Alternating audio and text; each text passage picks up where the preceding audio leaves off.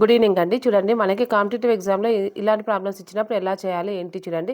ఇంత పెద్ద fraction of addition ఇచ్చినప్పుడు ఈజీగా ఎలా రాయాలి అంటే, ఇక్కడ మనకి ఏదైతే ఫస్ట్ ఉందో ఆ ఫ్రాక్షన్ నెంబర్ రాసుకోండి.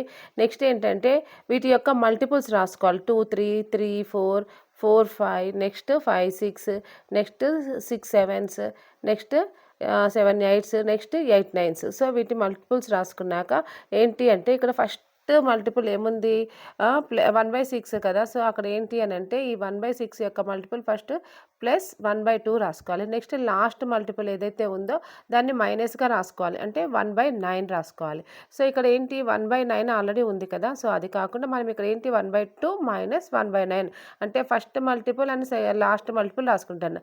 సో 1/9 1/9 క్యాన్సిల్ అయితే ఆన్సర్ ఈస్ 1/2 అవుతుంది. So what is the option A 1/2.